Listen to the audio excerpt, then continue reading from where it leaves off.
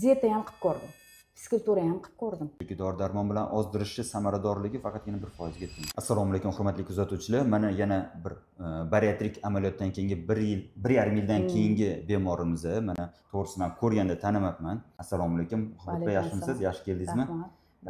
Muhabbat aka, haligi o'zimizni kuzatuvchilarimiz uchun tanishtirib o'tsangiz o'zingizni, qanaqa holatda edingiz, nima shikoyatlaringiz bor edi, nima sababdan bizga kelgansiz? Men 1,5 yil oldin mana sizga kelganman. Men kelishimdan oldin to'g'risini aytsam qizimni olib kelganman oldingizga. Qizim 98-yil, 60 bo'yi bilan kelgan, 100 kilo ves bilan kelganda, u qizimni birinchi operatsiya qildirganmiz. Ham bir oy qizim operatsiyadan keyin bir oydan keyin o'zim yana yoningizga keldim. O'zim 113 kilo ves bilan operatsiyaga kirdim. Ham o't qopimda ham muammo bo'lgan, mana tosh bo'lgan, boshqa bo'lgan. Shu siz bilan maslahatlashganmiz. Siz bilan shu narsani, polniy analizlarimni ko'rib, hamma narsani o'rganib chiqqansiz. Keyin operatsiya qilishga bir qarorga kelganingizdan keyin o'zim ham xotirjam bo'lib operatsiyaga rozilik bildirganman. Nima desam bo'ladi? Endi 1,5 yil oldin 113 kilo bo'lgan bo'lsam, hozir 1 yildan keyin 75 kiloga tushdim. Rovna 1 yilda 75 kiloga tushdim. O'zimni operatsiyadan keyin juda ham yaxshi his qildim. Masalan, mana ko'plar hozir aytadi, "Yo'q, mumkin emas, u yerda, bu yerda." Men masalan hech qachon afsuslanmayman. Qizim ham afsuslanayotganiga, operatsiya qildirganiga, o'zim ham hech qachon afsuslanmayman. Chunki men operatsiya qildirmasdan oldin menda juda ham kasalliklar ko'p edi. Juda ham ko'p edi. Men uni sanog'ini hozir sanab bersam, u juda ko'p edi. Chunki o'sha paytda ham siz bilan maslahatlashganman, "Obijon, menda jigarimda muammo bor, o't qopim mana ko'p tursa muammo, pochkamda muammo, oyog'imda, bo'g'inlarimda muammo bor." O'shanda maslahatlashgandim. Men analizlar qilib, hamma analizlarimni ko'rib chiqib, keyin bir qarorga kelib operatsiya qilgansiz o'zingiz. O'shandan keyin mana men Xudoga shukr, o'sha paytdagi 1,5 yil oldingi ichadigan dorilarimdan bir agar 100 ta dorim bo'lsa, o'shandan hozir bo'lsa 2 ta dona dorim bo'lishi mumkin. U ham bo'lsa bosh og'riqqa. Unda boshim og'rib qolsa, o'shanda ichmasam, atak davleniya dorisidan qutulganman. Men qutulganman davleniya dori ichishlardan, qon quyilishlardan men qutulganman. O'sha ancha yaxshiman. Mana jigar dorilardan qutulganman, chunki yaqinda o'zim endi yoshim kattaroq, yaqinda o'zimni обследование qildirdim. Vrachlarga borib, jigarim, hamma yog'imni tekshirtirdim. Hamma yog'im yaxshi chiqdi, ishonasizmi? O'sha yerdagi poliklinikamizdagi doktorlar bizdan ko'rib yurishgan endi. Poliklinika necha yillik poliklinika-ku. O'tdigilar ham o'sha tavsiya berishyapti. Chunki juda ham 100 kilodan katta vazndagilar, yoshi kattalar, 50 dan oshgan, 45 yoshdan oshganlar. O'sha bilasizmi, obijon, ularchi, mana masalan men o'zim dieta ham qilib ko'rdim. Fizikultura ham qilib ko'rdim.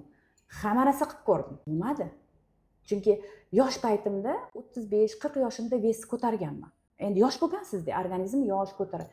O'sha men 45 yoshdan keyin, 40 yoshdan keyin o'sha vesni men ko'tara olmadim. Men bitta hamma sog'lig'imga zarar bo'lib chiqdi-da. Mana shu joyga ma'lumot berib ketmoqchiman. Kitoblarda ham, adabiyotlarda ham yozilgan. Agarda bemorlarda ikkinchi darajali semizlik bo'ladigan bo'lsa-da, indeks massa teli deymiz, 35 dan yuqori bo'ladigan bo'lsa, bular sanab o'tgan boyagi sport, to'g'ri ovqatlanish yoki dori-darmon bilan ozdirishi samaradorligi faqatgina 1% ga teng. 100 tadan bittasiga ta'sir qilishi mumkin.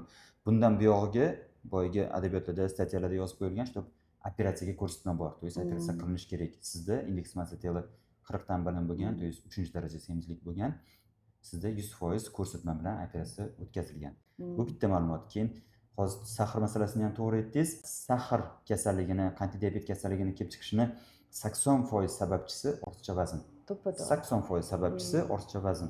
Bunaqa vazn bilan uzoq yurilsa, sahr diabet kelib chiqishi ehtimolligi juda yuqori. Xo'p, mana operatsiyani o'tkazdingiz. Yana bitta savolim, operatsiyadan keyin qiyinchilik bo'lmadimi sizda? Men masalan, rosa qo'rqdim. Operatsiya, endi qo'rqasiz baribir. O'shanda ham birinchi qizingizni operatsiya qildiribsiz. Lekin qizimni kirgizdim, chunki baribir qizim, endi men uchun uni sog'lig'i muhim, chunki uni bolalari yosh, unga kerak, unga sog'lig'i kerak, chunki u davleniya kasal bo'lib qoldi-da. Hozir u juda ham xursand.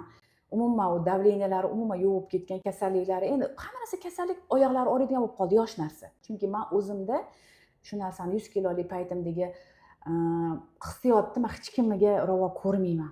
Operatsiyadan keyin oldingi holatim qiyin bo'lgan, men juda ham qiynalganman, kechalari uxlamaganman deyapman-ku. Chunki men o'sha paytda ozganimdan keyin ozganimdan keyin qanaqa bo'lishimni hammaga aytaman deganman. Alhamdulillah, mana hozir shu kun keldi, oldingizga keldim, mana o'zim xohishim bilan intervyu beryapman.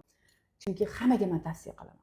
Mana shu bariatrikdan keyin men уже ancha o'zim hayotga qiziqishim bor, ancha yengilman. Ma'lumot uchun aytib qo'ymoqchiman, bariatriya faqat go'zallik uchun emas. Boyaga aytganingizdek, mana qizni ham misol qildingiz, davleniya, bo'g'iradigan og'riqlar. Albatta. Mana o'zingiz do'st qator dorilar ichardim do'st. Yuzlab dedingiz.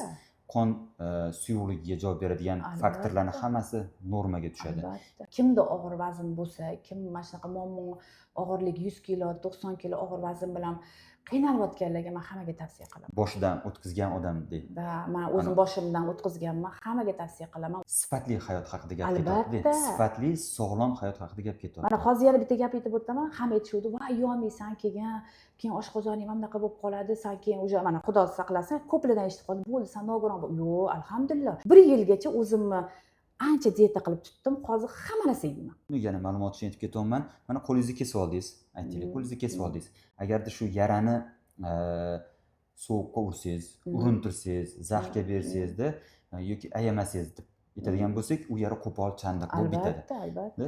Agarda xuddi shunaqa oshqozondagi yaramizdan Albatta. kesilgan jarohatlarni bizani tavsiyamizni bajarib, haligi to'g'ri ovqatlanib, kerak dorilarni vaqtida ichib qiladigan bo'lsangiz, bemorlarimizda xuddi sizdagi To'ppa-to'g'ri. biron marta qayd qilmasdan, mana sizda qayd qilish yo'q, chiroyli natijalarga erishib, hozir aytganingizdek, xohlagan ovqatni 1 yildan keyin bemalol yeyish mumkin. Juda ham xursandman.